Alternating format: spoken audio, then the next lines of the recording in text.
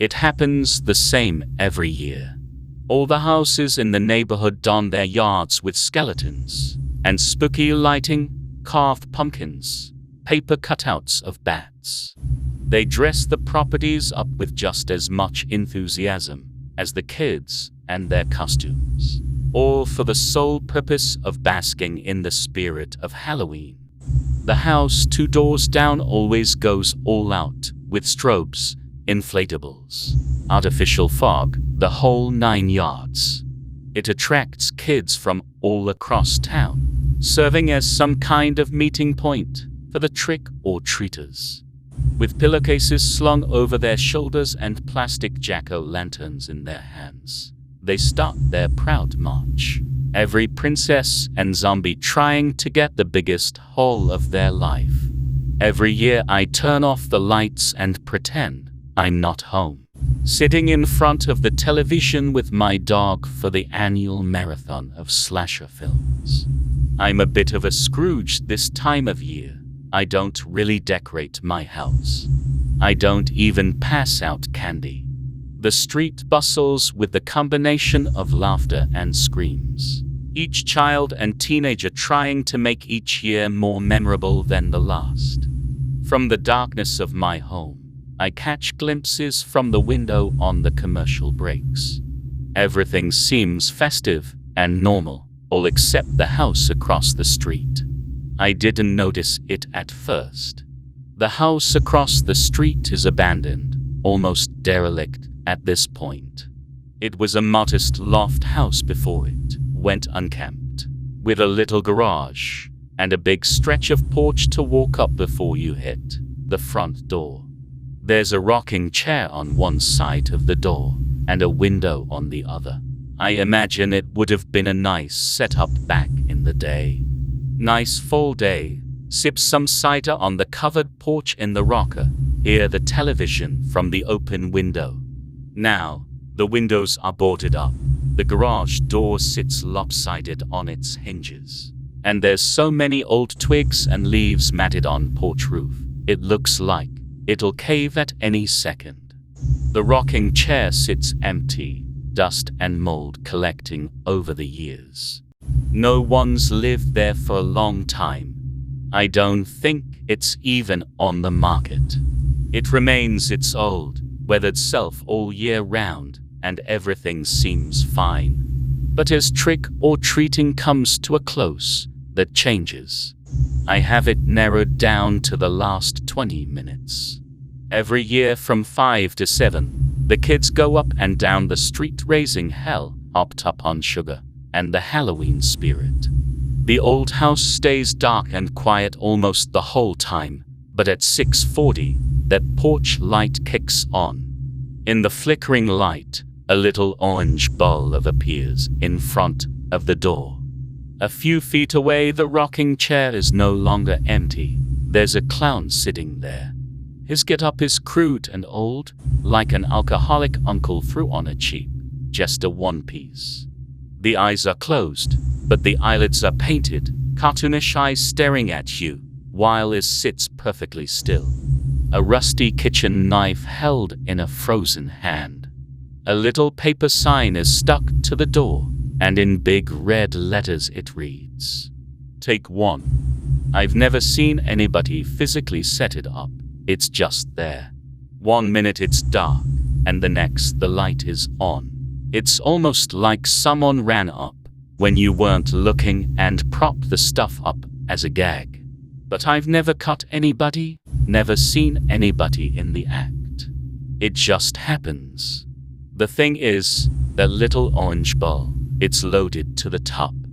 Not with dollar store candy either, king-size bars. The first time, I thought maybe the property owner was trying to give back for having such an eyesore year-round. Or maybe a homeless guy was trying to have a little fun, scare the kids, that sort of thing. But it shows up every year, and it's exactly the same every time. The same scuzzy clown, the same candy ball, the same written sign. The most unsettling thing is the window by the door. All year the windows in the house are boarded up. But when that light kicks on, that window's open. No boards, no nothing.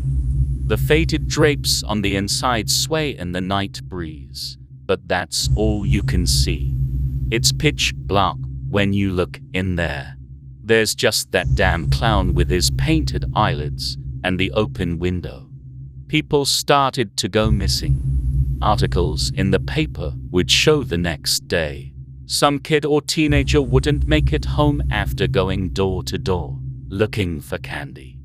Every year without fail, there would be a new face to look out for. I would think of the house across the street immediately. But the strange thing is, I seem to be the only one to see it. The porch light, the clown, the bowl of bars. I talk to some of the neighbors, and everyone thinks I'm crazy. It got to the point to where I called the police. I was sure they'd kick down that door, find a body or at least some evidence. Maybe bones or clothing, something. I called them twice. Twice they came out, and they searched the whole damn house. They found nothing, absolutely nothing. No human remains, murder weapon, not even footprints. Like nobody has been there in ages. They tell me next time I cry wolf, I'll get a ticket. This year, at 6:40, I watch from the window.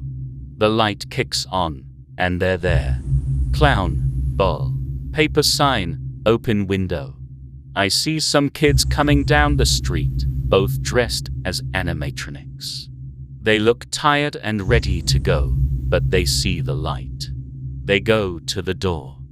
They see the giant bars. They jump with excitement. They read the sign. They look at the clown, and they wait for the jump scare. But he just sits there with a knife held limp and blank painted stare. Each of them pick one out, but there's a longing as they look at the bowl. It seems like their conscience got the better of them, and they leave without succumbing to greed. Heading off the porch, they pass a teen in a hoodie and skull face paint. He pushes past rudely, almost knocking over one of the kids. They seem upset, but they don't look back. They don't notice the clown behind them. The painted lids raise, revealing staring, bloodshot eyes. This year, I pass out candy. I turn on my light, and I'm out with my own bowl, waving the kids over, waving them to safety. The eyes on the clown look at me menacingly, like a warning. But it doesn't last long. The teenager is stuffing the bars in his pockets, as many as he can hold. I show the kids my bowl of suckers, tell them the haul's over, to take as much as they want. They're ecstatic, too happy and focused to look back at the slowly standing clown. As the teenager is leaving, arms of nothing but bone shoot through the open window. One grabs his arm, the other planting a hand over his mouth to silence. The clown is there in an instant, eyes wild, the knife digging deep, stabbing over and over. The kids take handful after handful. I show them the silly paint I put on, and if I have to, I'll ask them about their costumes. The teenager fights, but it's over just as soon as it started. The clown stabs and rips, the old blade eviscerating crudely. The arms are already pulling him in, his screams blend with others in the distance. My eyes tear up, and the kids get worried. I dump the candy in their bags, trying to stay joyous. My hands are shaking, but I play it off. I call my dog to the front door, so they can see the silly spider costume I made him wear. Their laughter drones out what they don't want to hear. The clown grabs the teenager by the ankles and helps the skeletal arms, pushing him into the dark abandoned house. He leaves the knife sticking from the torso, arterial spray staining his ratty costume. When the feet are sucked in, he slams the window shut. For a moment, he looks at me. His stare is cold and terrifying, but I don't look long. Across the street, the porch light shuts off, and it's all gone. I still feel the eyes on me, but there's nothing there.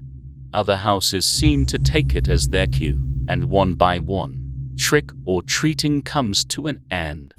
The kids grin with their heavy bags and wave goodbye, going back the way they came.